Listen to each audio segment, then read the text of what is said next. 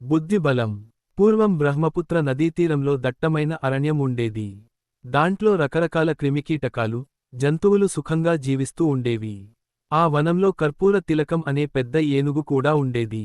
అది కదలివస్తుంటే చిన్న కొండ నడిచివస్తోందా అన్నట్లుండేది. దాని భారీ కాయాన్ని, శక్తిని చూచి చిన్న చిన్న జంతువులు భయముతో గజగజలాడేవి. పొడుగైన దాని దంతాలు తగిలి, దాని అడుగుల కింద పడి చిన్న జంతువులు చాలా వరకు నశించాయి. కొన్ని అడవిని వదిలి వేరే చోటికి వలస వెళ్లాయి. చిన్న జంతువులు లేకపోవడంతో వనంలోని నక్కలకు ఆహారం కరువైంది.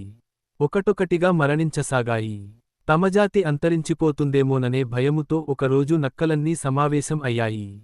ఈ ఏనుగు చస్తే మనకు కొన్ని నెలల దాకా తిండికి లోటు ఉండదు. ఇది చచ్చిందని తెలిస్తే పారిపోయిన జంతువులు కూడా తిరిగి వస్తాయి. మనకు కడుపునిండా భోజనం దొరుకుతుంది అన్నది ఒక కుంటి నక్క.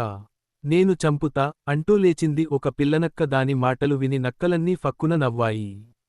ఇది ఆడుకొనే ఏనుగు అనుకొన్నావా? కాదు. దీన్ని చంపడం మాకే చేతకాదు. నీవేం చేస్తావు? వెళ్ళి ఆడుకో అన్నది మరొక నక్క. వాళ్ల మాటలు వినగానే నక్క పిల్లకు కోపం వచ్చింది. అయినా బయటపడకుండా, వయసును, శరీరాన్ని చూసి మీరు తెలివితేటల్ని లెక్కించడం సరికాదు. నాకు అవకాశం ఇస్తే నా ప్రతిభ చూపిస్తా అంది నక్కపిల్ల. ఆ మాటలు విన్న ముసలి నక్క, సరే, చూద్దాం కాని అన్నాయి. మరునాడు పొద్దున్నే నక్కపిల్ల గజరాజు దగ్గరకు వెళ్ళింది. సాష్టాంగ నమస్కారం చేసి, మహారాజుకు జయము, జయము అంటూ వినయంగా నిలుచుంది. మహారాజు అని తనను పోల్చేసరికి దంతికి ఆశ్చర్యం వేసింది. ఎవరు నువ్వు? అంది బిగ్గరుగా. ప్రభూ, నేను నక్కపిల్లను. అందరూ నన్ను బుద్ధిజీవి అంటారు. మృగరాజు సింహం ముసలిదై ఎక్కడో మూలనపడి ఉంటోంది.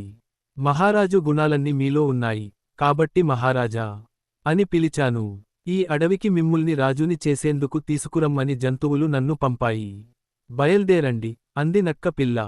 ఏనుగుకు ఎక్కడలేని సంతోషం కలిగింది. ఎంత దూరం వెళ్ళాలి మనం అని గర్వంగా అడిగింది. దగ్గరే, నాతో రండి స్వామీ అంటూ జిత్తులమారి నక్కపిల్ల ఒక ఊబి వైపుగా ముందు నడవసాగింది. దాని వెనకే రాజ్టీవితో మాతంగం నడవసాగింది.